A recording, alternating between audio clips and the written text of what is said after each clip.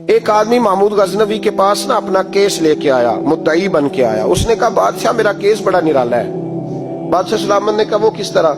کہنے لگا یہ میرے پاس ایک تھیلی ہے، میں نہ سفر پہ جانے لگا تو یہ تھیلی پوری ہیروں کی بھری ہوئی تھی۔ فلاں علاقے کے جو قاضی صاحب ہے نا، میں جاتی دفعہ میں کہیں سفر پہ جا رہا تھا تو میں ان کے پاس چھوڑ گیا کہ رستہ لمبا ہے، کہیں کوئی مجھ سے چھین نہ لے، ہیروں کی بھری ہوئی۔ کچھ دنوں کے بعد میں واپس آیا ہوں، قاضی صاحب نے مجھے تھیلی واپس کی ہے تو اس میں ہیروں کی بجائے کھوٹے سکے نکلے۔ اب میں نے قاضی صاحب سے کہا ہے تو قاضی صاحب تو میرے گریبان تک آتے ہیں، وہ کہتے ہیں بتا کہیں سے پھٹی ہے، کھلی ہے؟ وہ جس طرح ٹانکے لگا کے تو نے سی تھی اسی طرح لگے ہوئے ہیں کہ نہیں؟ تو حضور لگے بھی بالکل اسی طرح ہے، نہ پھٹی ہے نہ کھلی ہے۔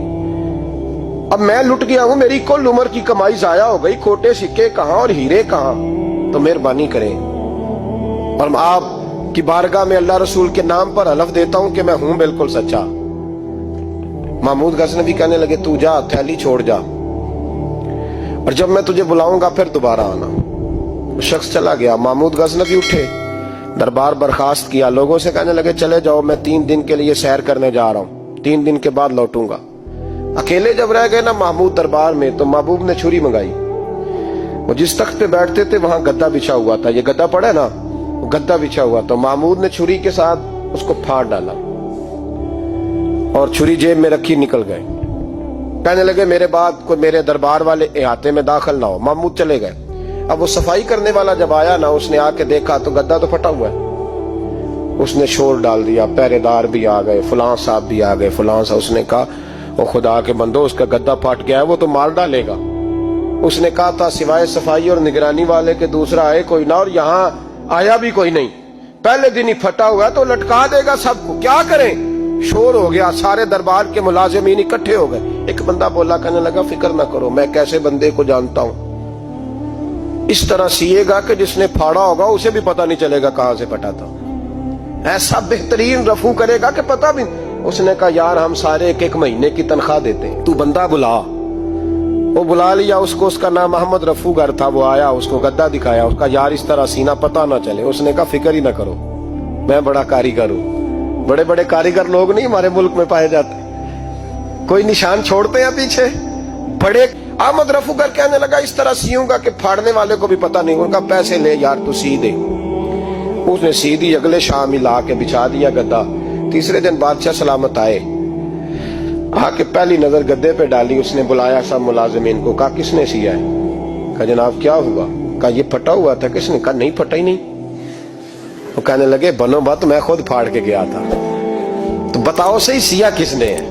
کہا جناب آپ پھاڑ کے گئے تھے تو بتایا کیوں نہیں؟ فرمانے لگے اسی لیے تو بتایا نہیں تھا کہ تم خود تحقیق کر لو، بلاؤ بتاؤ سیا کس نے۔ تو بلا لیا، احمد رفو گر آ گیا۔ اس کو جب بلا کے سامنے بادشاہ کھڑا کیا، کہا بھئی تم نے سیا ہے؟ کہنے لگا حضور آپ کے سارے ملازم کٹھے ہو کے آئے تھے، میری غلطی کوئی نہیں۔ کہا نہیں یار تو بڑا کاریگر ہے، میں نے اپنے ہاتھ سے پھاڑا تھا پر مجھے بھی نہیں پتا چل رہا کہاں سے پھٹا تھا۔ اچھا یہ بتا یہ تھیلی جو ہے یہ بھی تو نے سی تھی؟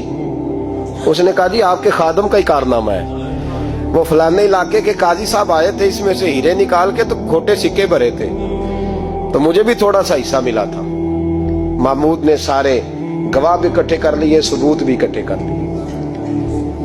پھر قاضی کو بلایا، پہلے سارے ثبوت اور گواہ کیس حل کر لیا۔ پھر ہمارے ہاں یہ حال ہوتا ہے کہ مدعی 2-3 ہفتے کے بعد خود ہی ہاتھ باندھ جاتا ہے، کہنا تسی میری جان چھڈو، مجرم پھڑو پاوے نہ پڑھو۔ وہ کہتا ہے مجھے معافی دو، میں رہا۔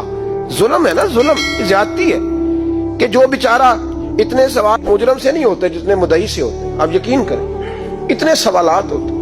سارے ثبوت اکٹھے کر کے قاضی صاحب کو بلایا، تنہائی میں لے جا کے محمود غزنوی نے کہا قاضی صاحب آپ سے غلطی ہو گئی، غریب آدمی تھا، وہ لٹ گیا ہے، اس نے تو بڑی مشکل سے کچھ ہیرے جمع کیے تھے اور اس کی کل کائنات تھی، تو آپ اس کا مال اسے دے دیں، بات ختم۔ قاضی صاحب کہنے لگے آپ مجھ پہ الزام لگا رہے ہیں، سوال ہی نہیں پیدا ہوتا، آپ میری داڑھی دیکھیں، آپ میرا اعزاز دیکھیں، دنیا جانتی ہے میں اس کا۔ قاضی صاحب انسان بھول ہی جاتا ہے، بندہ بھول جاتا ہے، غلطی ہوگی، مال نے کہا نہیں سب۔ کہا میں تنہائی میں پوچھ رہا ہوں، میں اس وقت پوچھ رہا ہوں جب دوسرا موجود کوئی نہیں، آج توبہ کر لے، میں کچھ نہیں کہوں گا، تو میری زبان پہ اعتبار کر، تجھے پتا ہے میں جو کہتا ہوں اس پہ عمل بھی کرتا ہوں، باز آ جا۔ پر قاضی نے کہا نہیں میری غلطی کوئی نہیں، महमूद ने फिर भरे दरबार में बुला लिया। मजमा आम में मोहलत के दिनों में जो तौबा कर ले वो बच जाते हैं, लेकिन लोग रुस्वानियों के दिनों में फिर वापस लौटते हैं अगला घर देख के, फिर हालात और तरह के हो चुके होते हैं। जब भरे दरबार में काजी को बुलाया, भाई तू मानता है कि नहीं? उसने कहा नहीं। तो कहा बुलाओ अहमद रफूगर को। जब अहमद रफूगर आया तो बूढ़े काजी की टांगें कांपने लगी, जुमले टूटने लगे, लफ्ज जमीन पर गिरने लगे, बात सही नहीं होती, जुबान लड़खड़ाने लगी। महमूद कहने लगे, काजी मैंने तुझे कहा था वहां मान जा बात, अब भरे दरबार में बोल। तो जब काजी साहब की गर्दन खुद ब खुद झुक गई तो दुनिया समझ गई।